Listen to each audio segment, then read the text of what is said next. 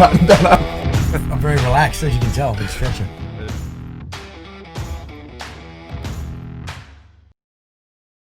Actually, you're a veteran and psychologist.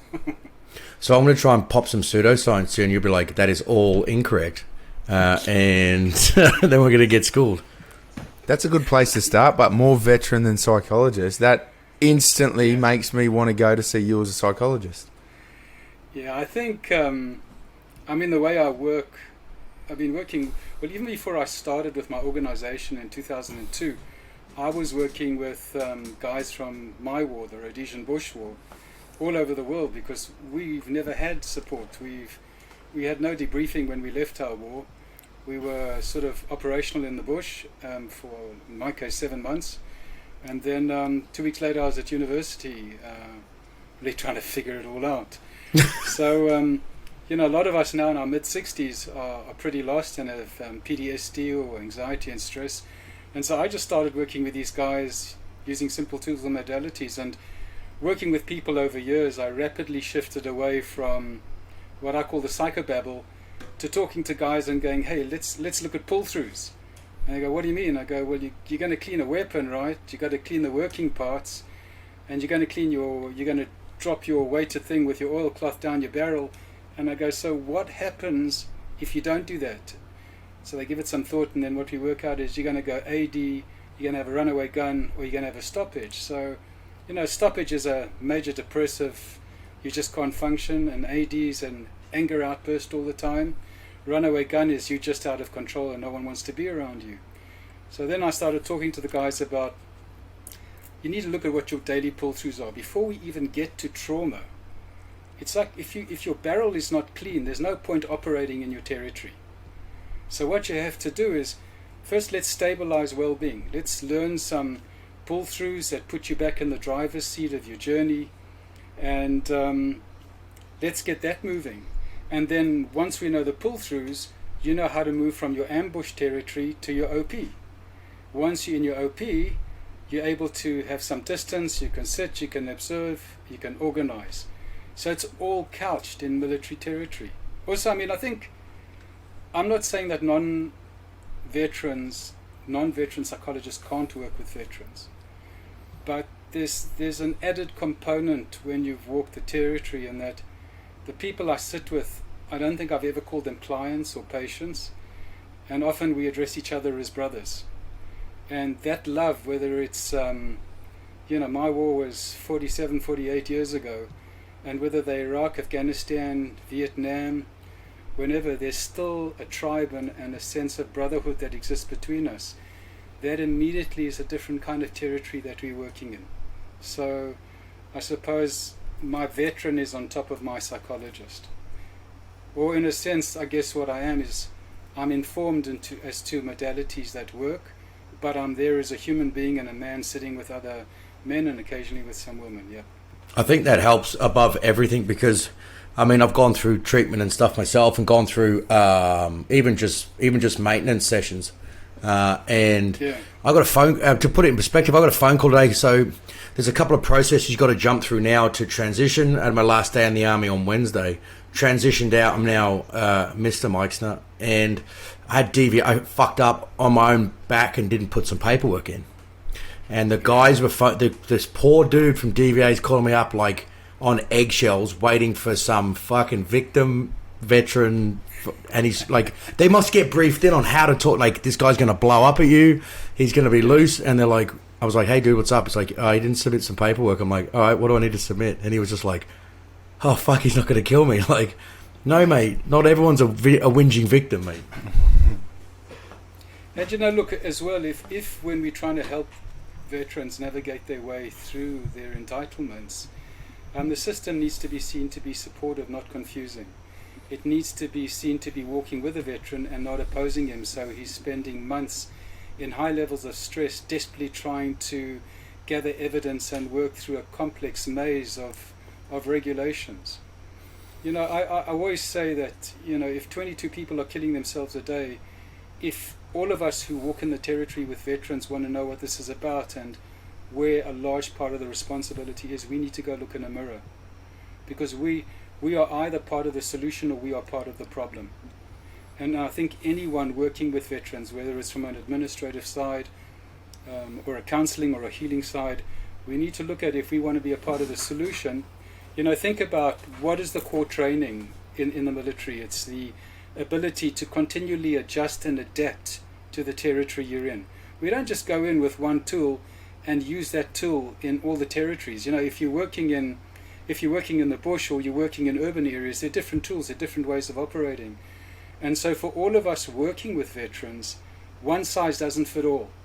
So what we need is a very critical reflection on our toolbox and how we adjust and adapt our toolbox, even if it's learning different tools and other tools, and how we're willing to adjust and adapt that, one, to the veterans' territory, and two, what we need to do is also learn to understand their language, their experiences, and the roads they've walked along. Now, you don't so have do you to think to it's do that. A lot of what I... Yeah, carry on. Do you think it's part of the system that has created... So we've monetized injuries now. Do you think that's detrimental or has helped guys in certain aspects? And have we created... we've taken soldiers who are... they join the army for some self-serving... for some service over self, moving forward, their country. Then they get out and they've turned into... Some of them jump on the wrong bandwagon. They get down the wrong sort of chain of thinking. And then we've generated this system that just turns them into... Like the Democrats did in America in some of the inner city, like Detroit and stuff. Keeping them on the welfare system. Yeah. Keep them playing as the victim. And just continuing that cycle. Look, it's a tricky one because, when I started off... in 2002, and it was predominantly with the Vietnam boys. And once you got TPI'd, so you were totally permanently incapacitated, you couldn't work. Now, you're still dealing with people who are competent. Trauma doesn't define what we can do.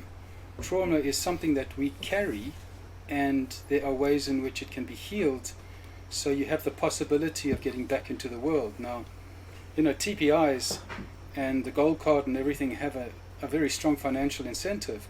And I think the challenge is how we navigate between the financial side, which I think is great. I always say we fought the wrong war. If we'd fought our war here, all us middle-aged blokes would be safely absconded now with, nice gold cards and white cards and everything paid. You would be all right, but so you got nothing from the Rhodesian Bush War?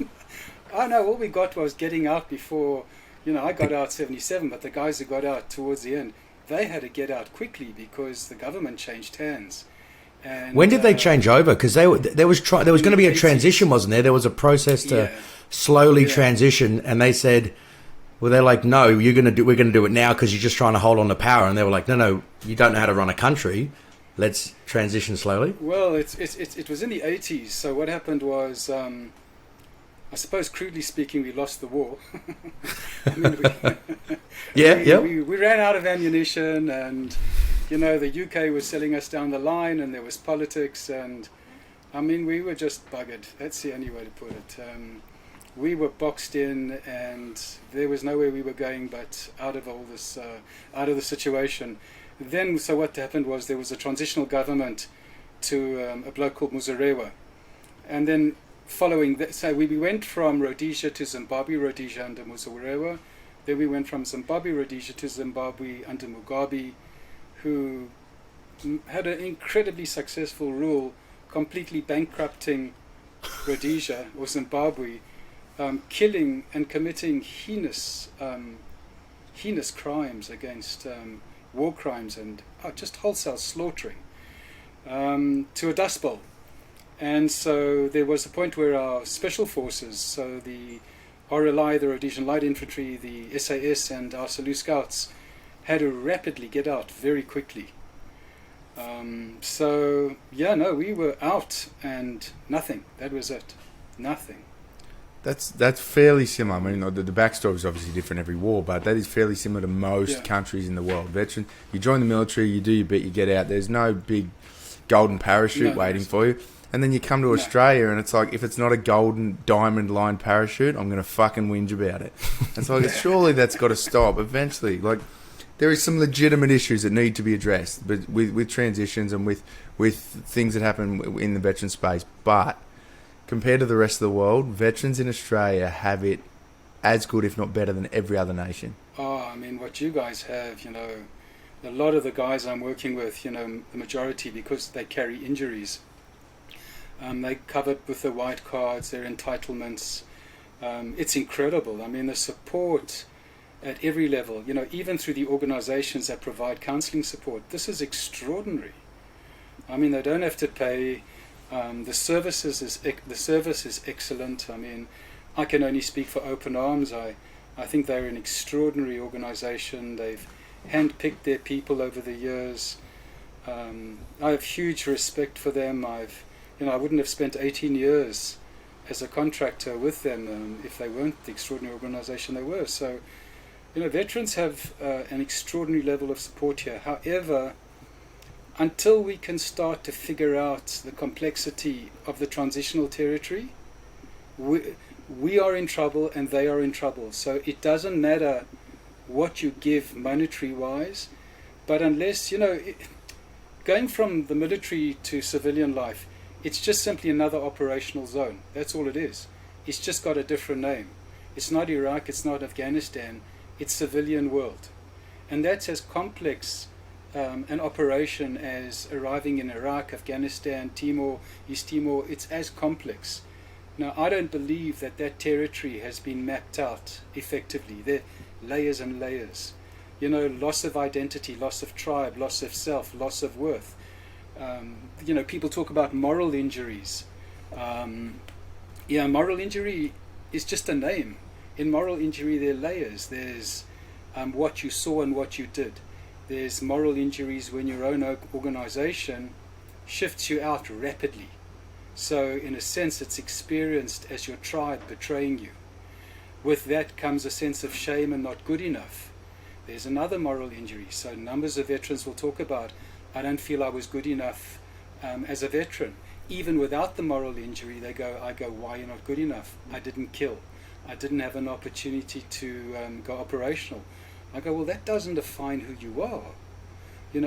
I have mates who are Navy SEALs, and I've spoken to them, and these are, top tier operators, and they will say to me, I don't think I saw enough. I didn't see enough as my brothers did, so I don't feel good enough. So that's another moral injury, not feeling good enough, ashamed to march in Anzac, ashamed to wear your medals because you don't feel you have the right.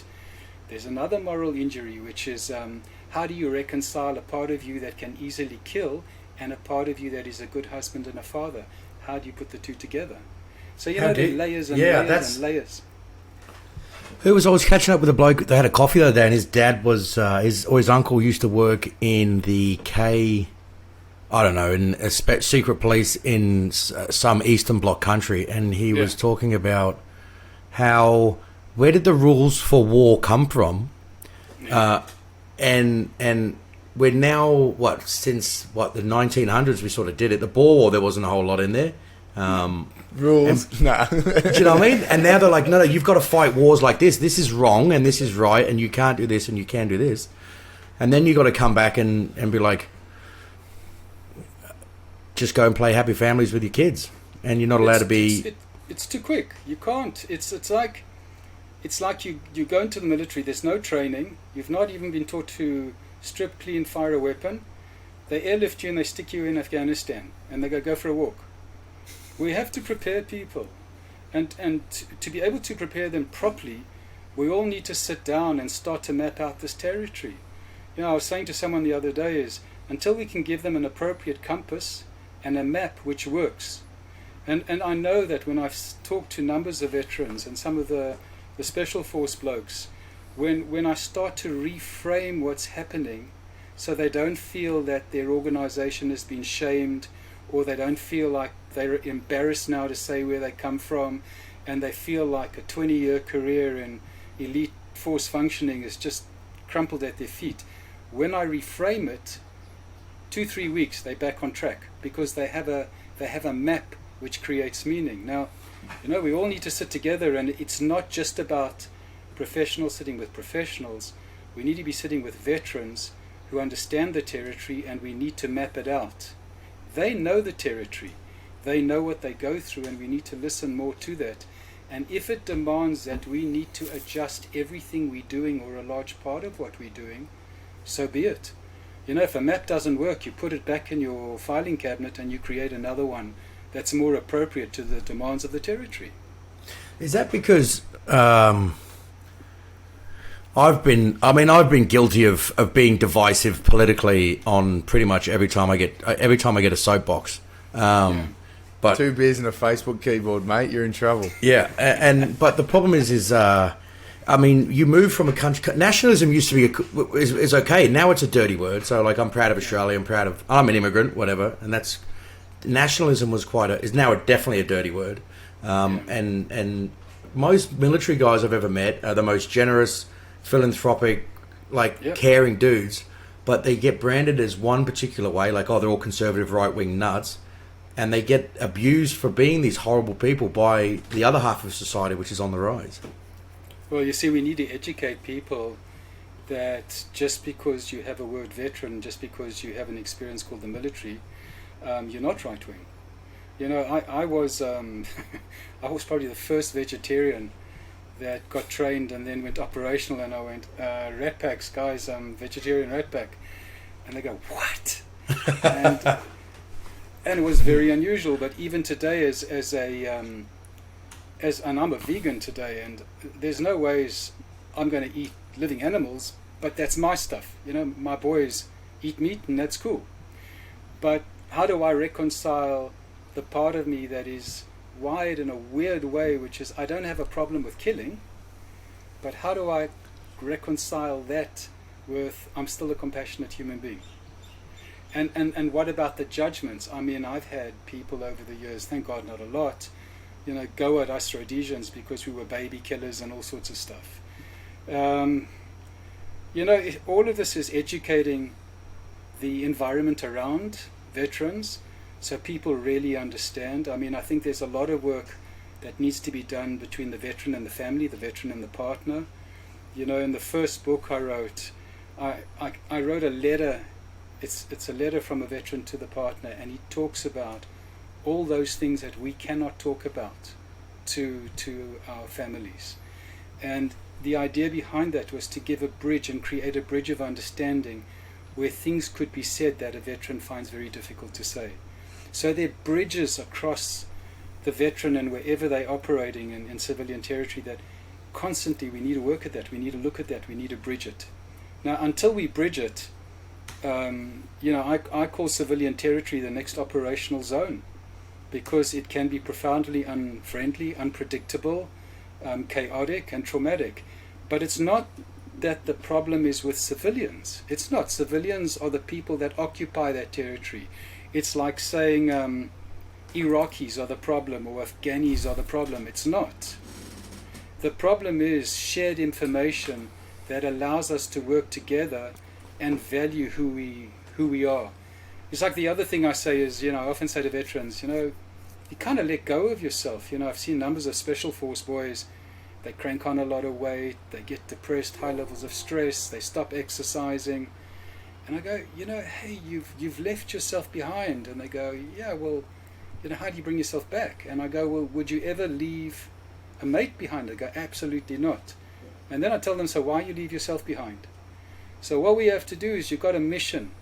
Your mission is to go back and bring those parts of yourself that you need in civilian life. Reliability, dependability, sense of other, willing to sacrifice.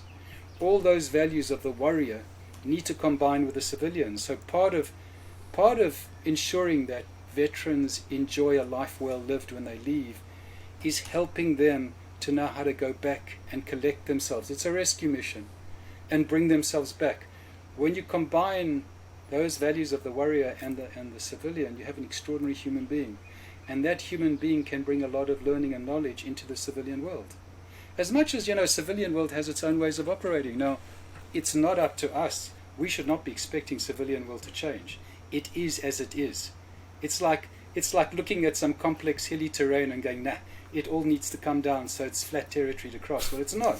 You're going to go up and you're going to go down, and you're going to do it, or you sit down and that's it. And I tell the guys, you know, civilian territory, they're not all waiting to bow to you. You've got to come in, you've got to fit, you've got to learn the language. But I mean, this is getting like way broader than that. This is the problem with the world at the moment, as I see it, that everyone wants to make their own life easier instead of doing it the hard way, and that is looking internally and going, what do I need to do to fix my own shit? They look out and go, how can I make the rest of the world change so that my life is easier?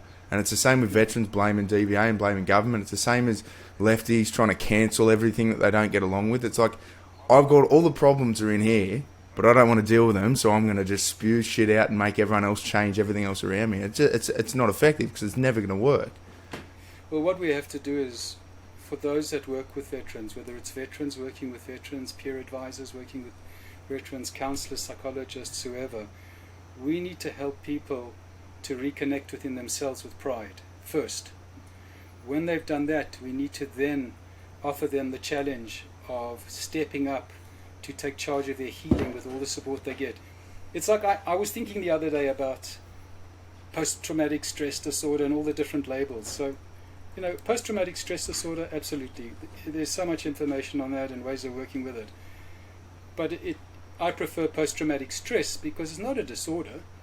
Because you're taking strain from adverse situations extensively over long periods of time doesn't mean you're disordered. It means you're just a little bit worn out and your barrel's kind of dirty.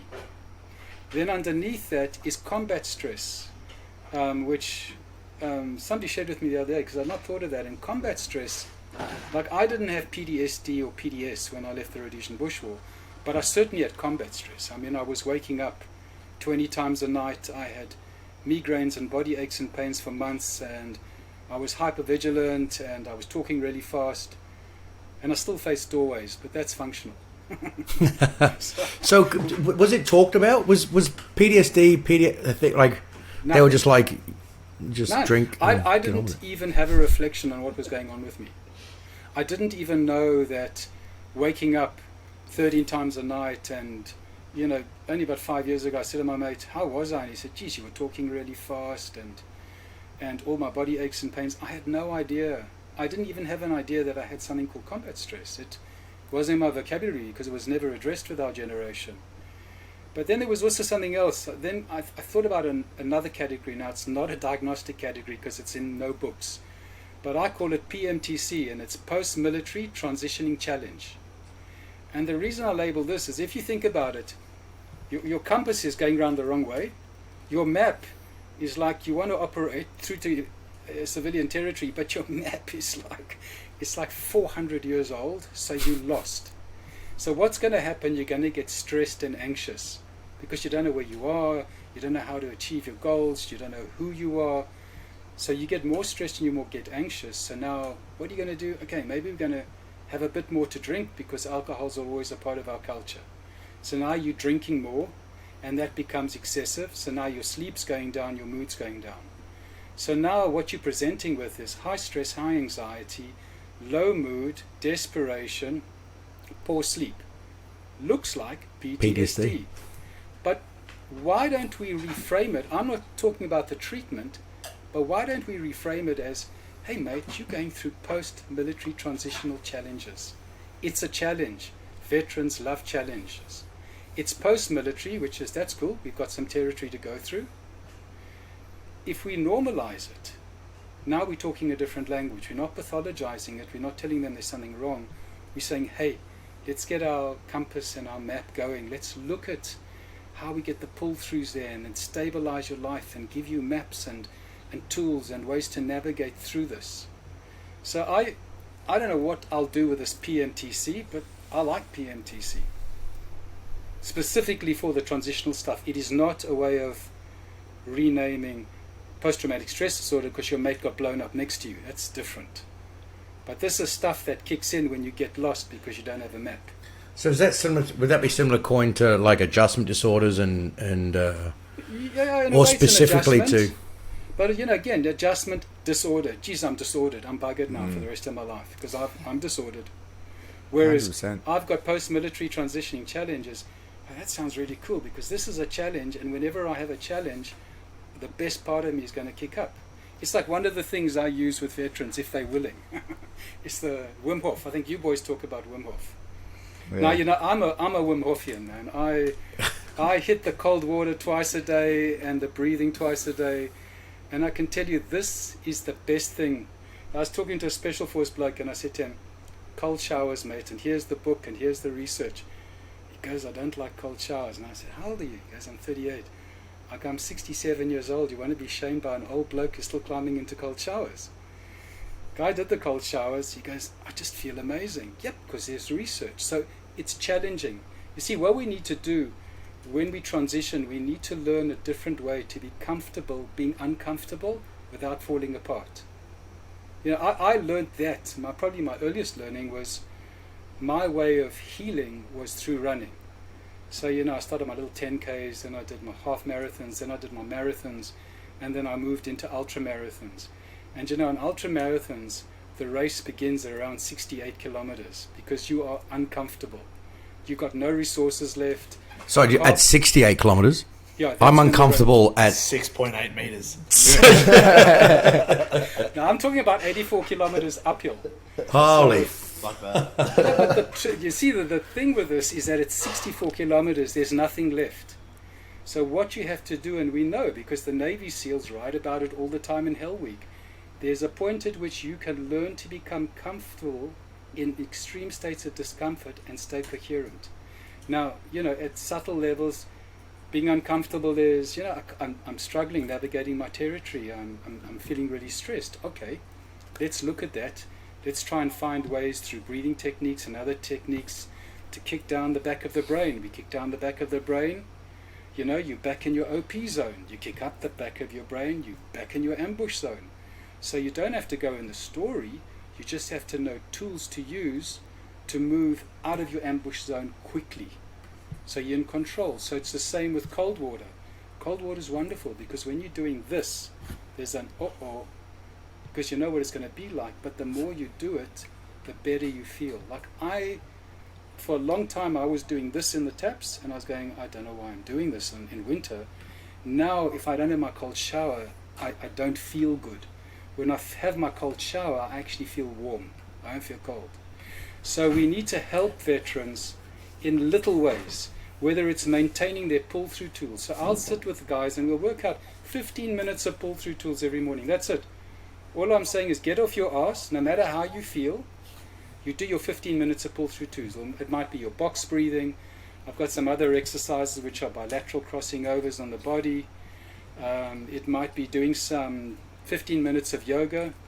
An Afghani boy turned me on to yoga because I don't bend, but it's been the most amazing experience. 15 minutes, I tell the guys. I go, if you can't do it and you cop out, that's cool. After you sit down, get up, dust off, tomorrow's another day. But if we get people back into discipline, then they become comfortable within themselves and they get back into the driver's seat of their car. So it's all around learning. It's finding strategies, tools, and experiences where you don't always stay in your comfort zone. Yeah, I'm stuck on cold showers. I'm pretty good at it. Like, I think I've lasted about 3 seconds. I fucking can't do it. I fucking cannot do it. Oh, Shane, get one of the boys to go with you in the shower and they can hold you in it, eh? No, we took him to the ice bath and he put his big toe in. That was about as good as it went. I got it. Keegan is a good Just editor. Discipline, mate. You went from being a digger, lance jack, full track, got to be the hardest dude in the battalion, sergeant.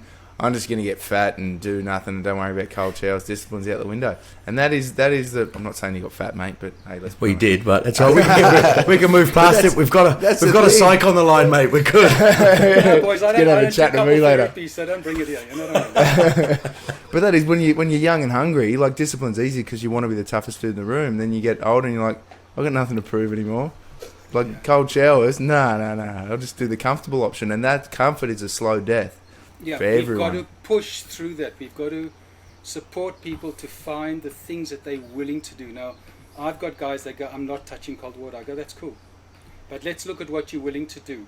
You tell me out of this cookbook, what 15 minutes are you willing to do here? It might be 5 minutes of box breathing and a bit of yoga or some stretching. What are you willing to do?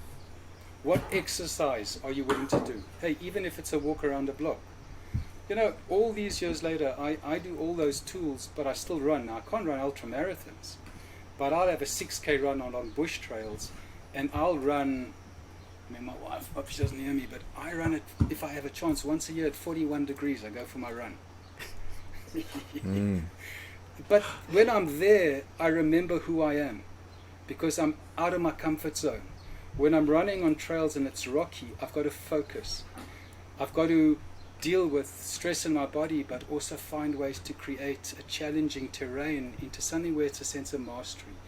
Now, every veteran can find something, because if they can't find it, as you said, they get lost. And you know, the minute you go downhill and you add aging onto that, you go downhill really quickly. And then it's real hard to come back. So yeah, there was some couple of, like that. The getting comfortable being uncomfortable used to be a big thing in my toolbox. I didn't really understand what it was, but you saw some people who were doing some pretty hard stuff sometimes, and they didn't look like they hurt at all. They had good positive self-chat.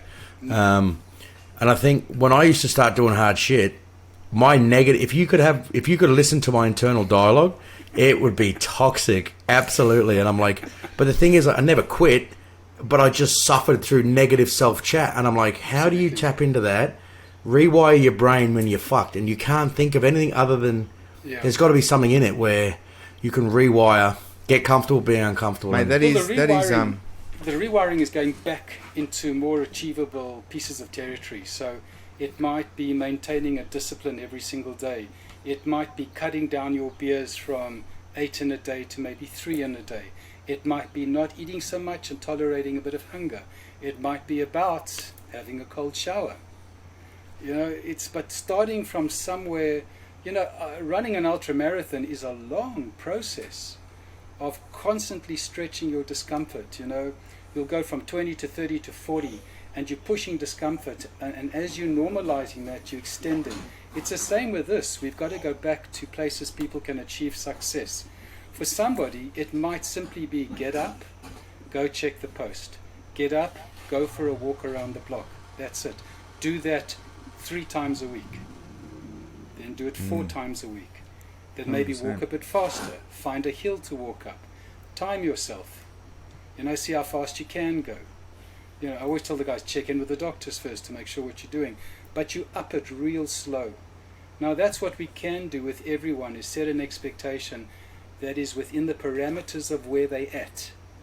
That we encourage them to remember who they are. And that's why I talk about the rescue mission to go back and get who you are, is that you never give up. You may sit down on the side of the road, but you do, and I often say, by the collar, if it's cold and raining outside and there's nothing wrong with you physically, but you don't want to go for a walk or a run, you go. As you do that, you've achieved a victory.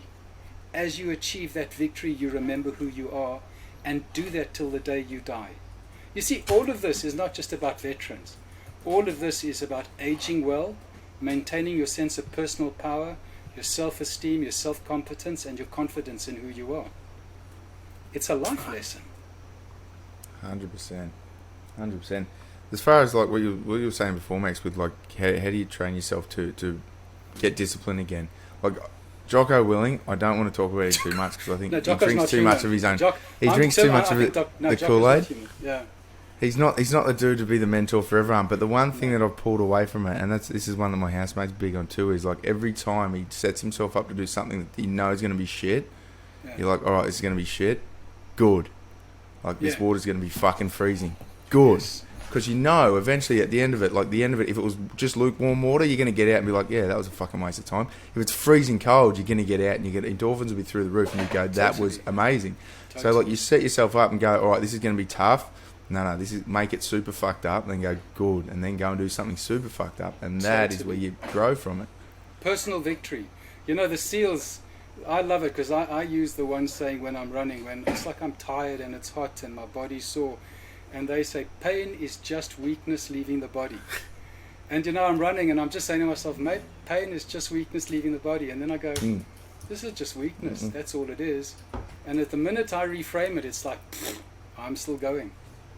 Yeah, I think reframing is a good one. Hey, yeah. Reframing is everything. It's the simplest, you know, as I said to you, with some of the complex challenges that are facing a number of special force guys where they're finding it very difficult to feel okay about who they are and what they did and what they represented. When you reframe systems and territories, 2 to 3 sessions, they're back in themselves, they're back in their pride, they're back in tribe. There's nothing complex in that. But if you don't know how to reframe it, stress, anxiety, depression, anger, resentment, simple reframe. Leave the other stuff long enough, it embeds, and now you've got a problem. So reframing is everything, isn't it? 100%. And going into that internal dialogue stuff, I think that's something that I'm probably personally going to look into through my own journey and learning that, because dudes could do it. I don't know. A couple of blokes that we had that trained and finished selection multiple times ago. There's they're still serving at the moment, but he would come and do fucked up PT sessions, and he wasn't happy unless he went and fucking destroyed himself. And I'm like, that is fucked up, man. You are. What is wrong? I'm like, what is fucking wrong with you, dude? Like, let's just go and do a 5K run. He's like, nah, and then we're gonna do some. I was like, fuck, mate. Yeah. And he just changed his whole approach and outlook on doing shit. Yeah, and I think, look, there's also, who was it now? It's like somebody said to me after my second ultra, because running was just the further the better, and he said to me, what are you running away from? And I went, oh, what? And then I went home and I thought about it, and I thought, you know what, the dude's right, because I'm trying to find my peace by pushing my body. But what happens if that's all I did? If I got to this age now, which is I can't run 84 kilometers, what with all the stuff that's what I call those claymores in the back room, that the running keeps that door closed. And I learned a valuable lesson, which is having a fit body is important, but just being fit and strong doesn't necessarily get rid of those claymores behind those doors. And it's not always about jumping straight into the worst experience, but it's about looking at the pull-throughs.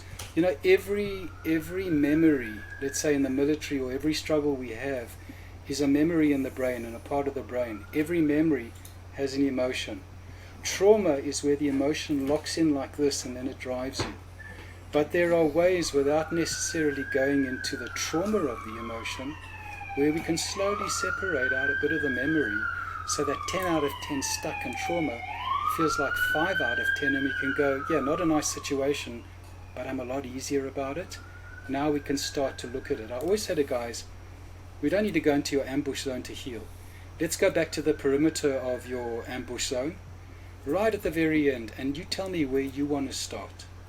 And it could be a simple thing, seeing choppers coming in and bringing bodies down. It doesn't have to be a mate that was killed or whatever it is for that person. We start there, and then we process that. Then I go, okay, let's take another couple of steps in towards your core ambush zone. And we do it slowly. I'm not dropping guys, boom, in the middle of their ambush zone. But that's my way. It's not the only way, it's my way. So, I think all these ways of bringing people back to themselves, setting challenges, taking charge, achieving success, reframing, even helping guys through using the language of their territory to understand their journey, all of this, I believe, can help people reintegrate well, and hopefully decrease the numbers of people who get to such desperate states that living is no longer an option. I mean, that's a tragedy, eh? I think there's a Western epidemic, not just a veteran. No. I mean, it seems like we've broken the whole model. If people would rather, I mean, we're super smart. Yeah, I get it. Yeah. Like we put man on the moon, but people would still rather kill themselves than live in a place. Like, I think we broke something somewhere along the lines. Well, I don't know. Things have got really complex. I want to go back to what you were saying. Operating in your time is a very complex procedure. I mean, there are so many rules and regulations. Everybody's carrying a webcam. That's looked at. It's analyzed. Judgments often are made by interesting people. Before you got to do something, you got to go up the line and ask for permission. It's very difficult. That in itself has huge levels of impact. And I'm not saying it's right or wrong. It's just a description. My time, there were no constraints. There were a lot of things done that I don't think were right. But all I'm saying is that working under even those levels of constraint, because the other side don't have constraints. So there's a tension in that as well for men and women. So it's just complex. There's so many complex issues that within the military people are processing and not even aware of until they come out. And then in the journey out and arriving in civilian life, there's a whole lot of other pieces of territory. It's layers, layer upon layer upon layer. I think it's a contextual thing. Like a lot of it is, there's no divisive us and them, so it certainly feels like it. And I guess when you're older, you need to take the moral high ground, but it just get frustrated sometimes. You just want to abuse everybody.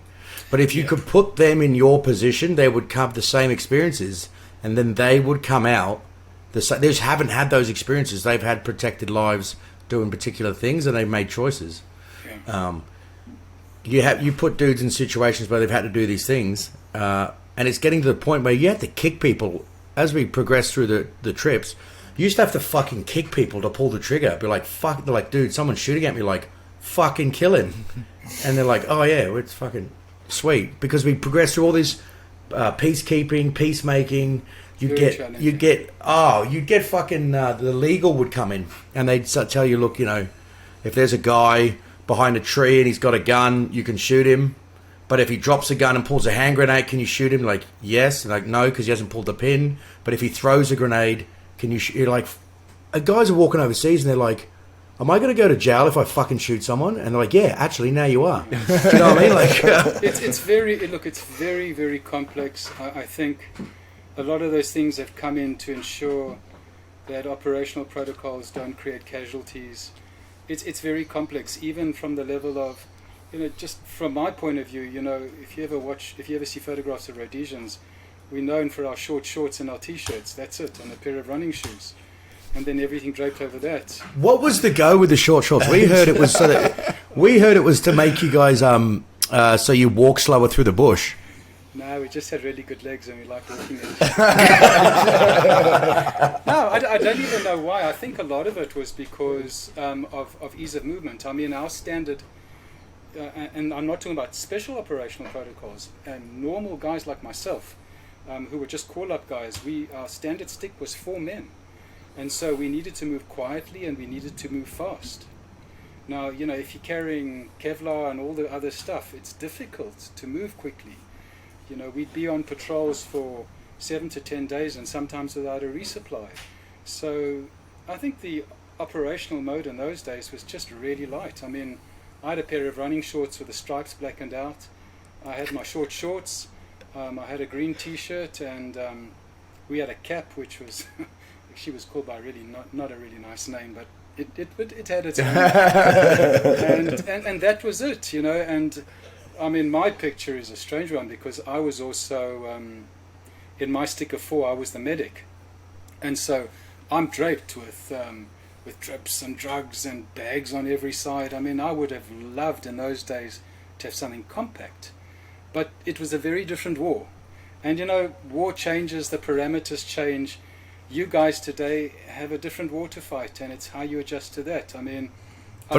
But being there...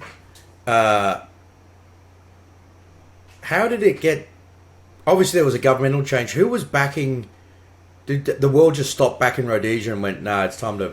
And then... When our Prime Minister, Ian Smith... So I was born in... It was called Southern Rhodesia. So we were a British colony.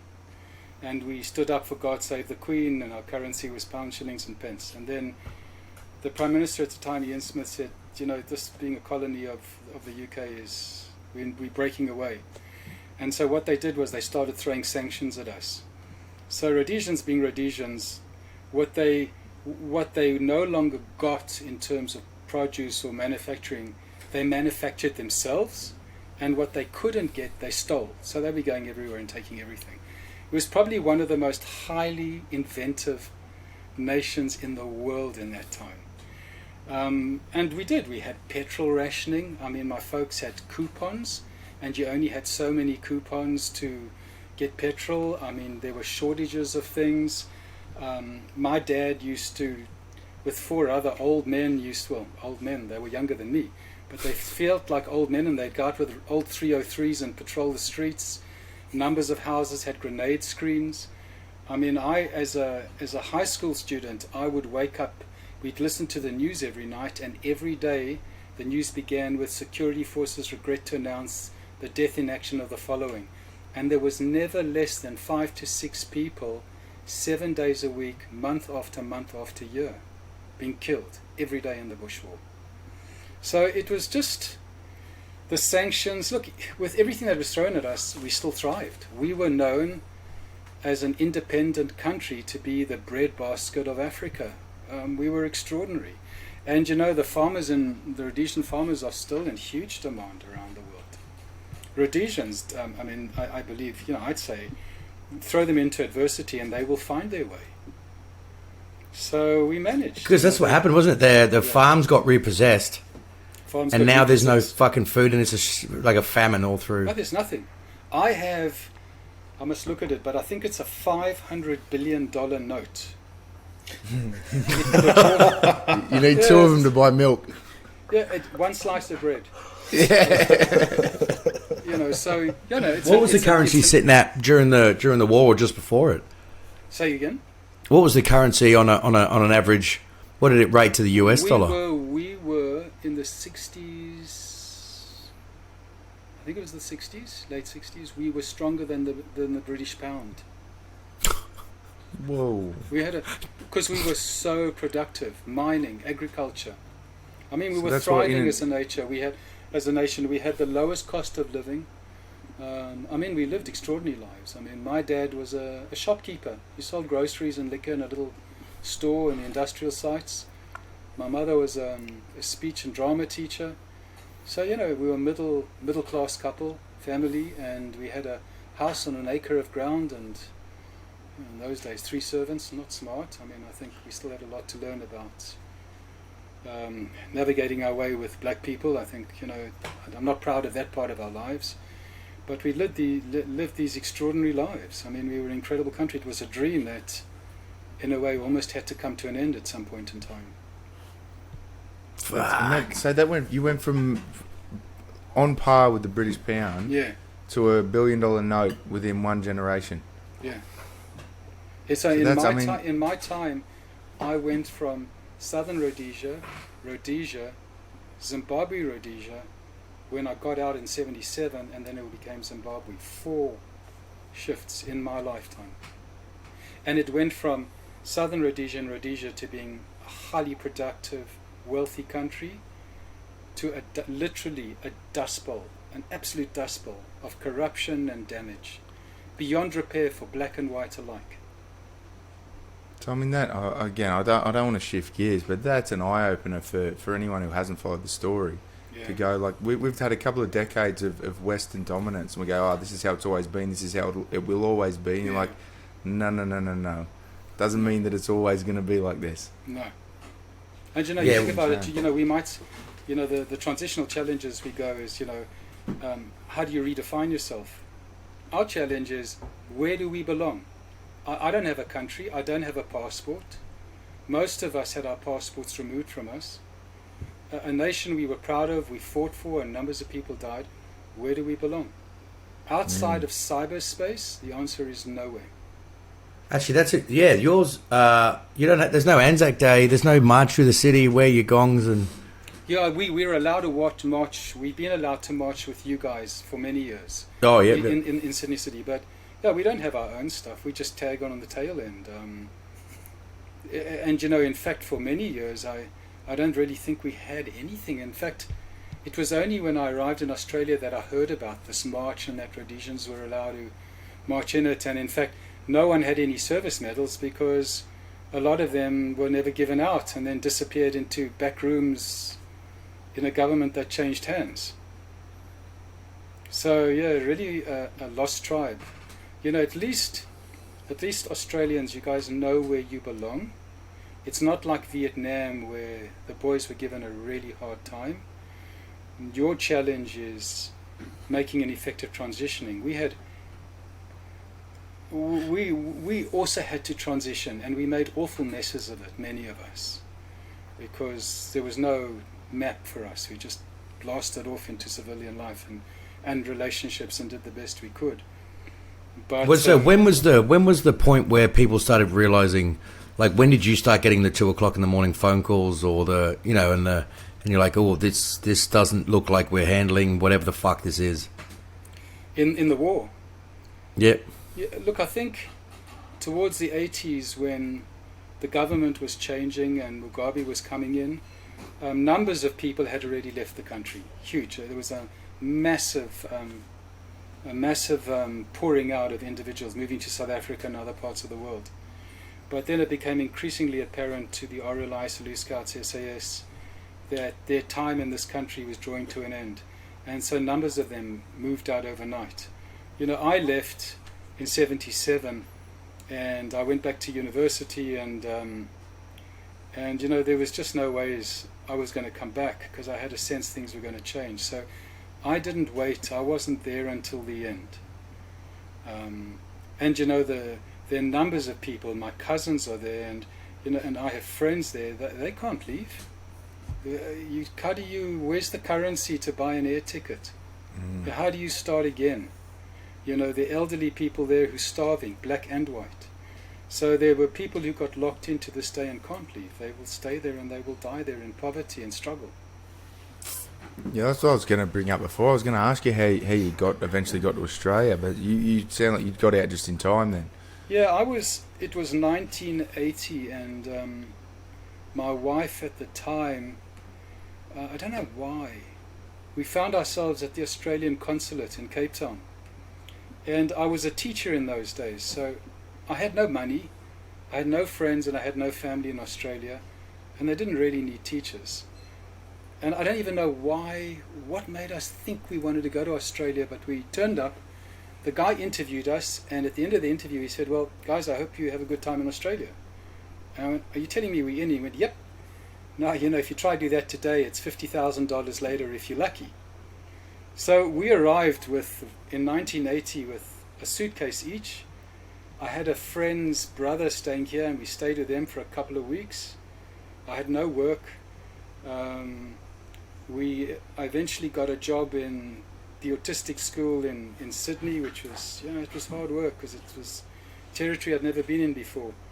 I didn't have a car. I was cycling on one of those early steel-framed racing bikes that had come out at that time, from DY to French's Forest, you know, maybe 12 k's in 5 degrees in Sydney weather and rain. I'd get there and sit under the hand dryer to warm up. It was just hard work. You know, my ex-wife at the time, she cried for 1 year solidly. We were in a little unit in DY, and we had no friends, we had no contacts.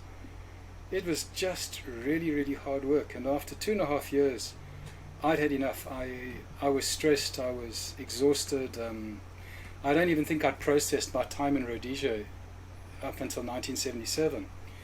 And so I resigned, and we bought a Econovan, those things with 4 wheels on the back, and I put carpeting and steel trunks. And then for 4 months I traveled through all the national parks in 1982. And that's when I fell in love with Australia, because I was camping with the old bushies from the Depression.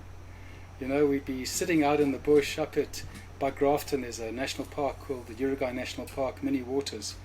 And there was an old dude there from World War II, a guy called Bob Mills. And Bob had been put in prison. He killed Germans and got out several times. He'd go for the bikies when they came in the park.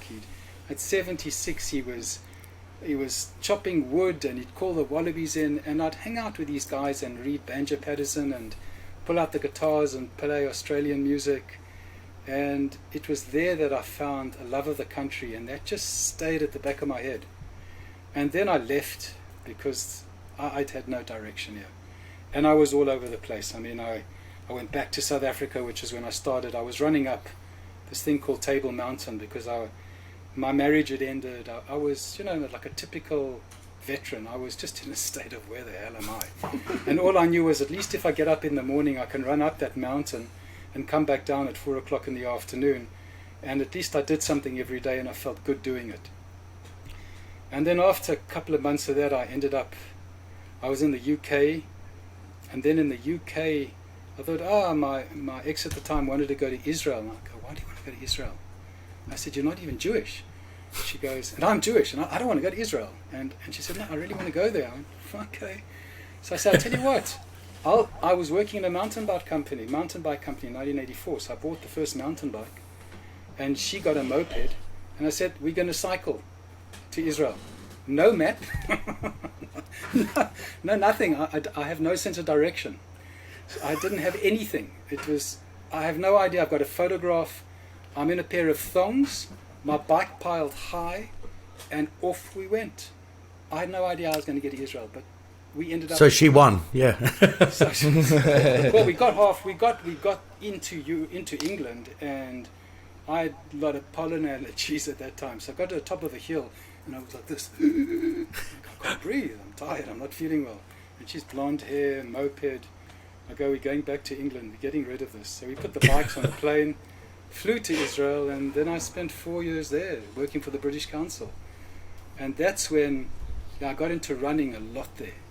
I had 4 in between dodging Palestinian rockets and fucking... Nah, none of that, eh?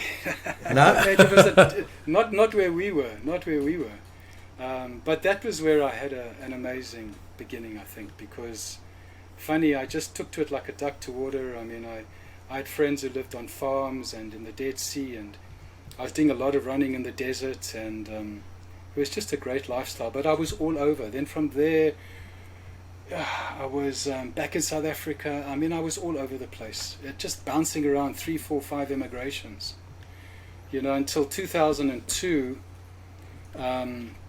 My kids, when they were born, they became Aussie citizens by descent. So they were Australians before they were South Africans, because they were born in South Africa. And then in 2000, their mother, it's my second wife, because I have a casualty trail behind me. Big one. You'd have been a war officer if you were staying in the army, mate. The war never stopped after the Bush War, trust me. And she said, let's go to South Africa, let's go to Australia. I said, well, we can process you through a spouse visa, which we did. And the kids and I walked in, and she came in under the spouse visa. And, my journey began in 2000. And, it was a tough couple of years, because that marriage didn't end. And, that was a hard one. There was a lot of... I went through dark space, hard space, had my nose against the wall with all the changes and the impacts of the marriage on my life and my kids, but then regrouped, and probably I always say my life began at 60, because I met and married the most extraordinary woman that I'm married to now, and I have good close relationships with my kids. My one son's in the UK, my other son's a cop in Melbourne. My son in the UK is a really amazing photographer. Was the film. So your son in Melbourne's going to be in a fucking pickle, isn't he? He'll be a popular dude at the moment. Yeah, I know. He's stopping all the COVID breakers. Yeah, he's having fun. Last thing I think he was telling me was running after a boy, and he had his knee on him. So yeah, he's doing don't do that. Not his my neck, other son surely. in the UK. I mean, he's an amazing photographer, and he was the film bloke on South African Survivor. So. My boys have done incredible things. My daughter's studying performing arts in South Africa. So, things started to stabilize. But it was only 7 years ago that my life stopped becoming a war. And the advantage is when we work with the younger generation, your guys and younger, they don't have to do, what guys like I did, which is just a trail of chaos. Of just adversity, because we're just firing off and making one mistake after another. So how long did the Bush War go for? So it went from the 60s to about 1984, I think. My history's not that great. So we go from that with no country, identity. I mean, that's the epitome of no purpose, no identity, no. Yeah. Yeah. There must be trails of mental health problems. Huge. And our commandos, so the equivalent of you guys was our RLI, Rhodesian Light Infantry. Those boys were our fire force. So they were dropped into 5 to 6 contacts a day, fighting at 50 to 100 meters away, where the killing was just beyond description. Beyond. Parachuting down from 500 meters. The open parachute hit the ground, smack into a contact. And you're dealing with men today. Some of these guys are still operating in Afghanistan on contract, middle-aged blokes. because they couldn't. They lost. They're guys. I've talked to lots of guys over the years that have terrible trauma. You know, because if you don't get the right kind of help, all you're doing is you're drinking your way through to kind of downregulate your anxiety and stress, and that's a slippery dip to hell. And you know, all the memories of, you know, Rhodesia was a really dirty war. Things were done and things happened that, I mean, boundaries on both sides were just transgressed all the time. There was nothing moral or constrained about that war. Well, it was a war for a country and a nation's identity. One of them was going to win, and one of them was going to. One loses their identity. Whoever was the victor. I mean, I'm reading a book at the moment. He was actually he was ex-Australian SAS, my age. He's written his book. He then went to Rhodesia, fought there. SAS joined there, then Zulu Scouts, and went to South Africa. But he talks about terrorists walking into a house and grabbing the 6-month baby and bayoneting it to death. Now, you know, that's the war we're talking about. We're talking about terrorists walking into African villages and cutting off body parts to make sure the village behaved and did what they were told to do. You know, that's the kind of war that Rhodesians were fighting. There was nothing moral about that war. And I think because it was such a violent one, I mean, people struggle, people suffer. It's interesting, though, that I don't know the stats, but I don't know if there's such a high suicide rate. Now, you know, why people are killing themselves. Well, I think wars become a lot more complex. Civilian life has become a lot more complex, and being able to transition is very difficult. And so I think the world of today, both in terms of operational kind of complexities and transitioning challenges and who am I and what is civilian life like, it's a different game now. And I don't think suicide was ever an option. I know there have been some suicides, but I don't think the 22 a day like that's in the USA is it was ever something that existed. Is that because it? So there's a group of people who have fought for 20 years. They've lost their country, their purpose. They're gritty, right? So Israel's gritty. They are not going fucking. They're never going to go anywhere. You bite Israel, they come out fighting. Yeah. And the same would have happened with backing from an international community to keep hold of a country, right? And then the generation is gritty. Yeah. Or has that become a thing where suicide is literally, like you said, now it's an actual option because it's so ingrained? It's a tool in a toolbox that never was there before. Yeah, I think that's part of it. I think also we were fighting Israel and Rhodesia. Our war was within our territory, and we were very supported and valued by the country. You know, so we could hitchhike between towns, and strangers would pick us up and take us into their places for food. There was a real sense of tribe. I think also, as kids being brought up in Africa and in the beginnings of the war, we were exposed and we had to deal with things. You know, we had a level of resilience as a nation. I think we're dealing with a group of young people today with very poor resilience. We see it in school. I mean, I work in a school during the day, and I see the struggle young people have to stay resilient and coherent within challenge. And I hear a lot of the old timers that I work with, you know, the guys in their 50s and 60s who are still in the military, talk about how soft the new generation is, that you can't shout at someone anymore because then there's a discrimination suit, and how it's changed and how politicized the military's become at certain levels. And so I think if you put all of that together with all the technology and the understanding and availability of suicide, and I think it's understanding that people get so lost that it's a doorway now that you can go through. And especially if you're not resilient enough, you're going to lose it. Yeah, resilience is definitely a problem for the younger generation, or our generation and younger. Yeah. But I agree. There's I mean, that's a super complex discussion. Suicide, like, yes, there was definitely suicide after World War I and II in Australia. Yeah. But it was just nowhere near as well reported. Like, we've got the internet now. Everyone's got a voice and everyone's reporting statistics. Yeah.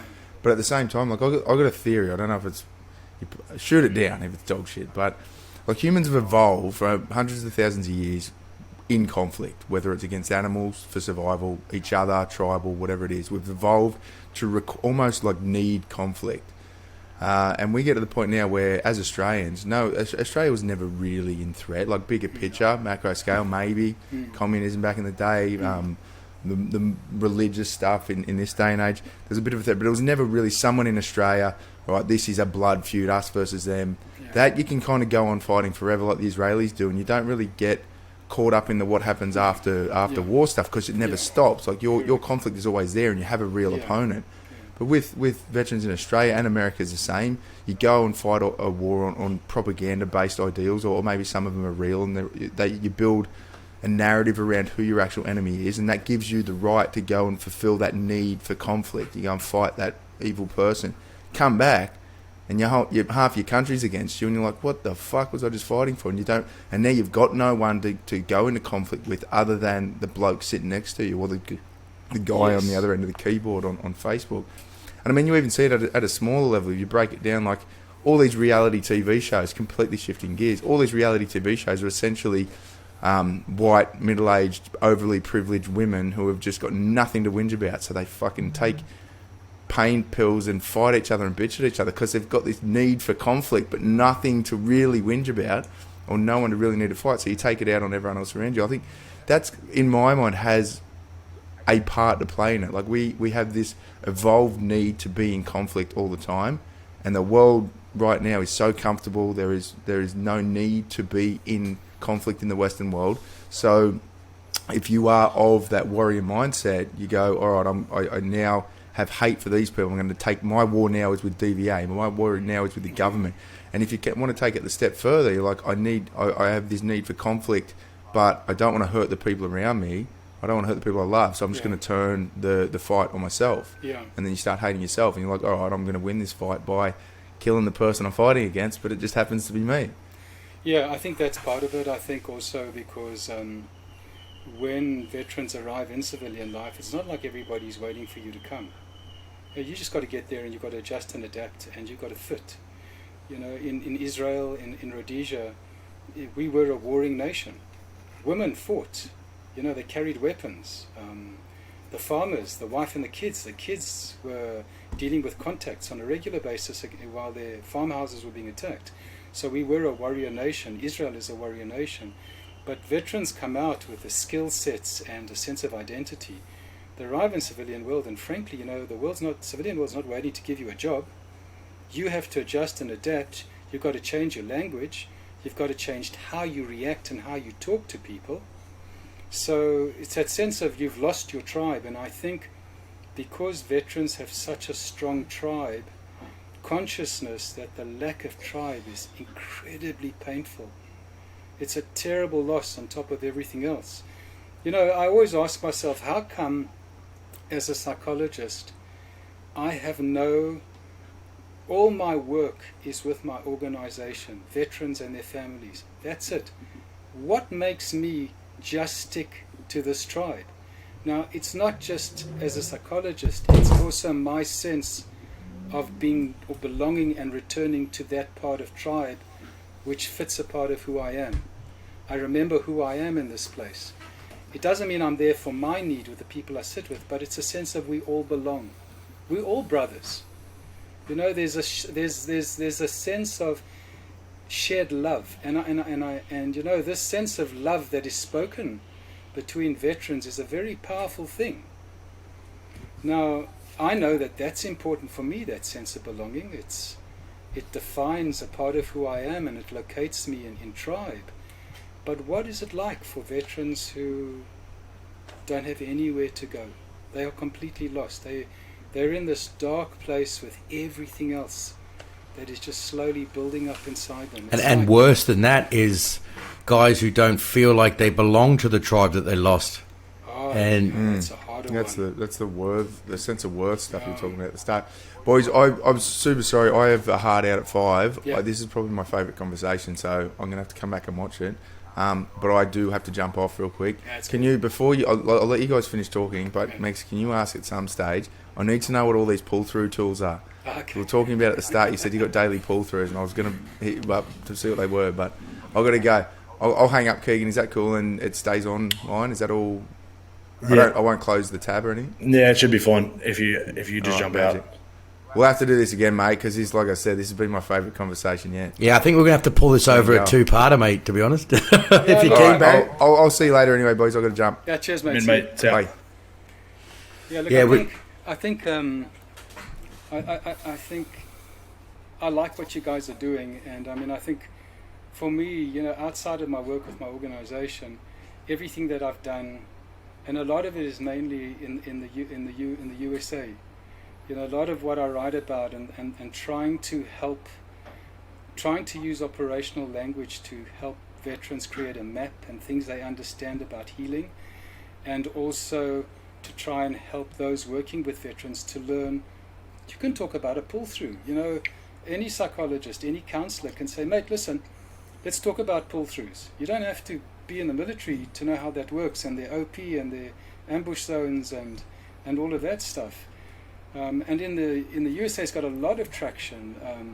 I know within one of the organizations that transitions SEALs to corporate works, the programs director there was saying that a lot of what I've written is saving lives because it comes from the ground that the veteran is familiar with.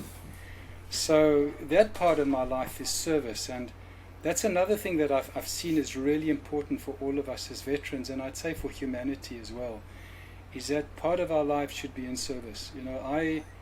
I don't make money, and I don't want to make money out of my stuff in the UK, in the USA, and in anything out of where I do get paid by my organization. That quality of service is probably the most healing part of what I do. And I think part of what we need to look at with veterans is, every veteran as he heals means he's gone back. He's like skirmished back into his territory. He's brought himself back. He's done it now as a peer mentor, as a bloke. He can, or as a woman. You've got the capacity to hold people when they begin that journey as well.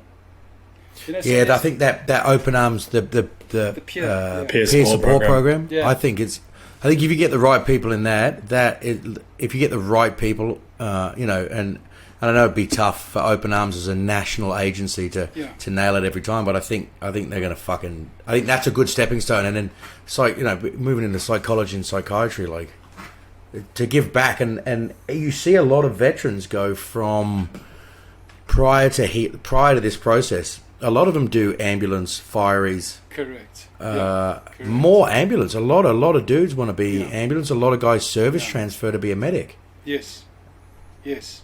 Because there's got a service capacity. So, I think that the thing we identify is that there are so many pieces of territory impacting on people, and we need to take time to look at this all really carefully and look at what is being called for each of all those pieces of territory. What do we do? How do we reform our tools and our presence? How do we create maps and an effective compass? It's a work in progress. I don't think we're arriving there, but I recognize that there is a real intent to get better at it. I think there's a recognition that just staying with the same old tools has limitations. It's not that they don't work, but there's a time and a place for them. I often say, when you're cranking in your ambush zone, there's no blood flow to your OP, your frontal cortex. It's like you can't think, you can't plan, you can't reason. So at that point, having a conversation about your thinking is not going to work because you're not thinking. So first what we want to do is kick veterans back, go in the body, settle all the tension in the body. It's what we call a bottom-up approach. When that's done, we can have a conversation. So, there's a brilliant book, a guy called Bessel van der Kolk. He wrote a book called The Body Keeps the Score. And he says, look, trauma is in the body as well. And instead of coming from the top down, like instead of trying to go through the front door, go through the back door in the body. Teach veterans, and that's what I call the pull-throughs. And what I'll do is I'll send on the email the pull-throughs. I've got them here, and I can cut and paste them. Because you've got 2 books. I want to put your links. You have a website and the stores where they can be available, because you've got 2 books, haven't you? Yeah. So the second book has everything, and it's a free PDF. So I didn't want to have a book that people paid for. And so that PDF, they just have to go on the website and download it. And I think, I mean, I've realized over the last couple of years that the transitioning territory is a lot more complex than when I wrote that book. So I contracted with a company in America to self-publish. But I haven't got to writing the book at the moment, and I'm probably in a bit of avoidance. But yeah, hopefully I get there, and then I can write I want to create a book which is like a map. You know, it's point form, it's little summaries at the back, little exercises as you go along. It's like a companion. Yep. And it's like a map and compass that men and women can take with them on the journey. And it's just my take on things. It's not the only take on things, but it's mine, and I'm not saying it's the only one, but it's the one that I use, and I know I've had great success with veterans. But there are other people using other modalities with great success as well. But you know, I can only speak from the territory I walk in and learn tools as I go along. But yeah, so at the moment the PDF is there and they can download it. And I mean, people can contact me. I do encourage veterans to go through Open Arms as an organization, because they don't have to pay. It's free, and that the counsellors you're getting are carefully vetted. And it's not always that there's going to be a fit. It doesn't always mean that. That's life. It's like, you know, your first girlfriend's not going to always be the last one. So, but I do encourage them to go through that organization rather than go private. And at least then they can begin a process. A lot of the guys know I'm around and they will ask. Is there so with that, I mean, I've been in the same predicament myself, when they call it, so what are the pitfalls? So we know that, you know, you need to have a good fit, and don't sit there if you don't gel with your psychologist. Yeah. And move. But what are the pitfalls that dudes should look out for? So they're not shopping for enabling their own bullshit, or how do they know they've got someone that they Yeah. I think I've actually got this thing I wrote for psychologists, and there's things like, don't expect that the guy or the girl is automatically going to accept the tools you want. Don't accept that they're going to go where you want to go, and don't expect that they're going to sit where you tell them to sit. Things like that. You have to earn the right. So I had a veteran come and see me. He'd seen someone before, and I said to him, what happened? He said, I walked in the room and I sat down, and the counsellor said, sorry, that's my chair. The thing was, that chair was facing the doorway. The counsellor said to him, you have to sit there, and he said, no, I need to sit here. But there was no clue why he was saying that. And so what you want to ask a counsellor is, how much experience have you had working with veterans? What do you know about our territories? What do you know about the things that work? I think I tell veterans to be discriminating. You know, if a modality is thrown at you and you are profoundly uncomfortable, talk about it. Go, I'm not comfortable doing this. Even if the evidence says it's going to work, I'm not comfortable, and we need to sit with this until there's resolution. You know, it's not about giving your power away. What you're wanting is to feel you in the presence of someone who has the capacity to listen, demonstrate respect, and has taken time to learn about who you are and the territory you come from. You want somebody who's informed. Not just professionally with all the tools that they study, but personally has the capacity, and you'll feel it. You'll feel when you're sitting with somebody whether they connect with you or not. And veterans are highly intuitive. They pick up a lack of fit very, very quickly. So I think it's about being discriminating at that way, and in terms of the professionals working with veterans, is take time to get informed. Think about, go beyond your toolbox. You know, I was trained, like in this country, the big one is CBT. I was the opposite side. My clinical master's degree in South Africa was what we call the psychodynamic approach, which is always finding meaning and talking. And I spent years and I was going, I'm not healing a part of these guys. So with my modality, I became really critical. I knew that as a psychologist, what I was using wasn't enough. I had to improve my toolbox. And as a veteran, that made sense to me, because one or two modalities to fit all is ridiculous. So I spent years, trying to work it out. Then I started studying a lot of neuroscience, body-based modalities. Then I started tuning into using the language of the veteran, So over years I developed a way of working, but I developed that because I was not complacent or egotistical enough to believe that my training was enough. And I think that's a real message to go out there. It's not enough. What we come out of with our training is one or two tools in our toolbox. You know, it's like you're going to carry an HE grenade and a pistol on your operation. That's it. That's all you take. Well, we know that doesn't work. It would be intimidating coming out of, especially. I mean, you have experience that could carry you through the lived experience and the respect that you could break down walls pretty quick and be like, bro, I've been where you're at. Yeah. But I couldn't imagine a young dude or a young anyone just sitting there going like, for his first time sitting down with a dude who sort of got amongst things and would be like, fuck, I need a therapist to talk to this guy. You know, like. There are people that can because they're very present as humans.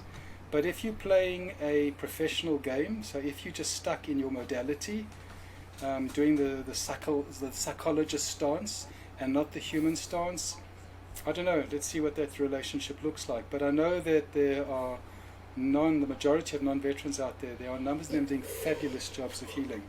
You know, look, you don't have to be a veteran to help people heal whatever it is they need to heal or transition. But it's just got that other little component. You know, over the years I've had guys come in and go, yo, what do you know about war? And I go, well, is this picture enough?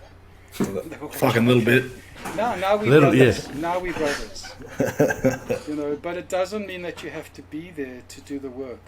It's about a level of presence and connection and respect and care, informed by appropriate tools and ability to constantly and adjust and adapt, to learn more and be better at what you're doing.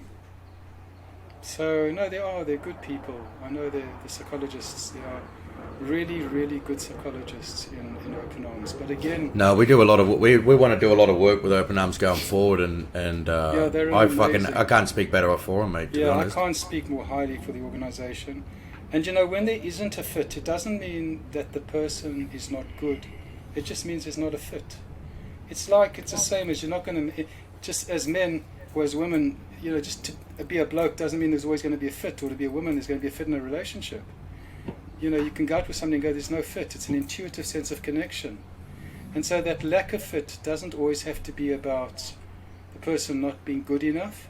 It just can be there's not a fit, depending on what the person is presenting with.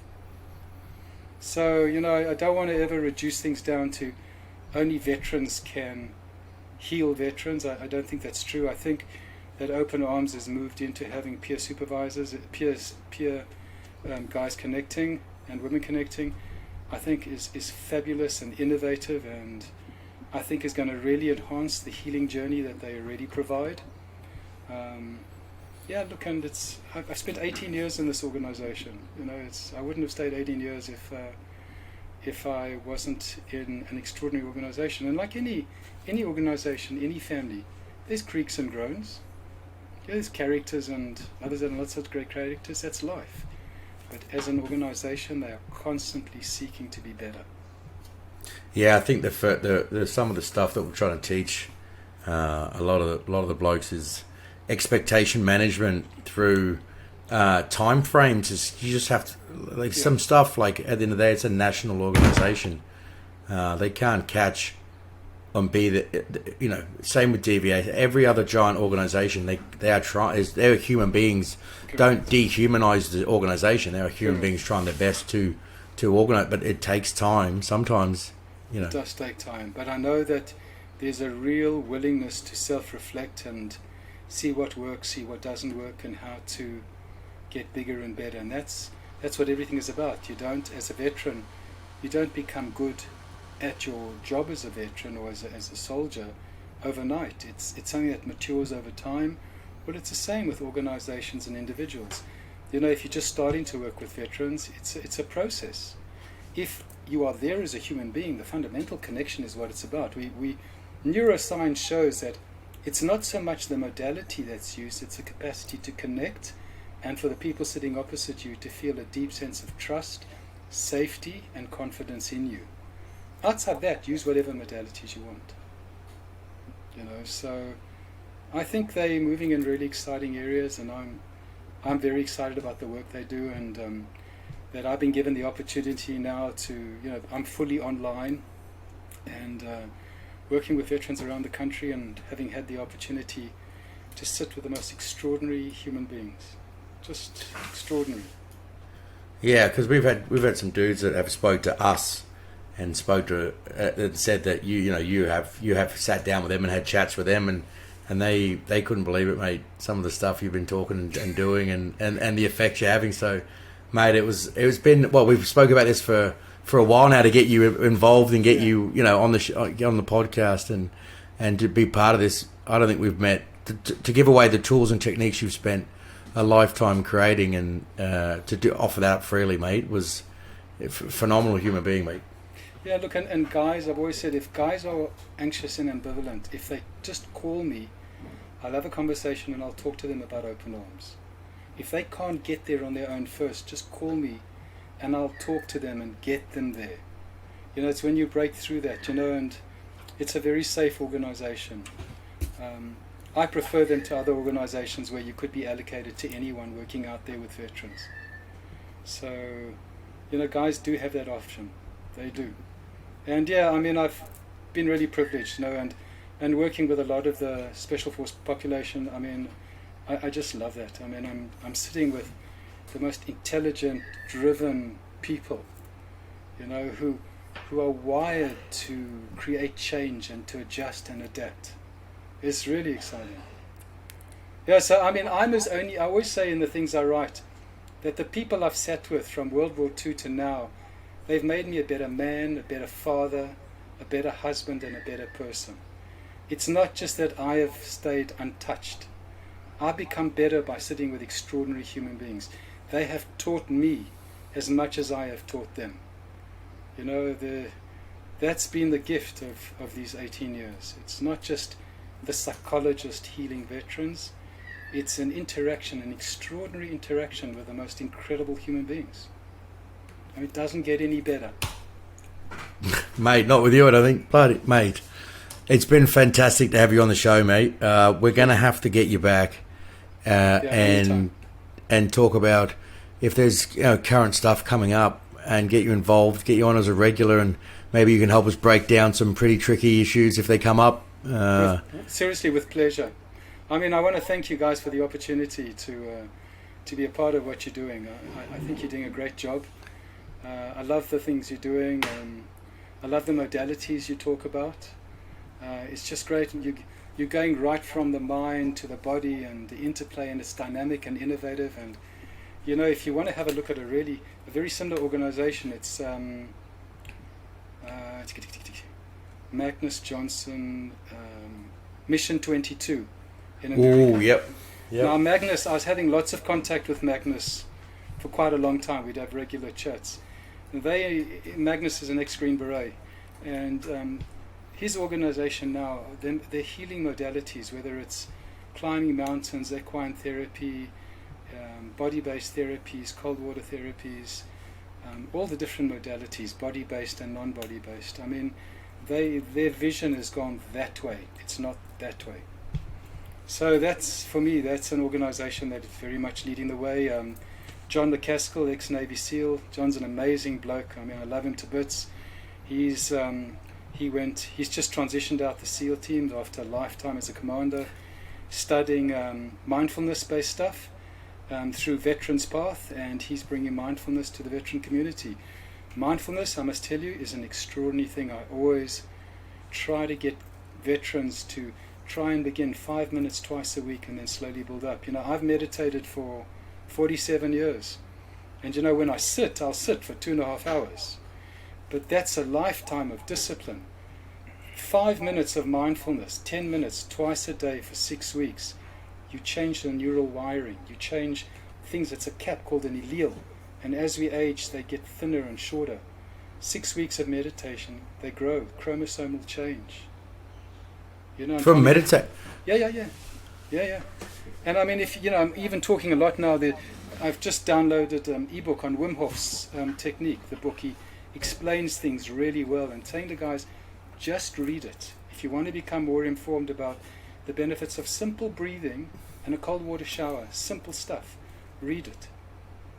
So it's about becoming innovative in therapies that work on the body and work on the mind.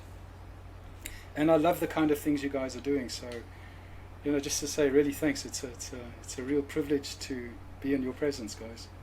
No, mate, privilege is ours. It's been great, mate. We'll hang up now and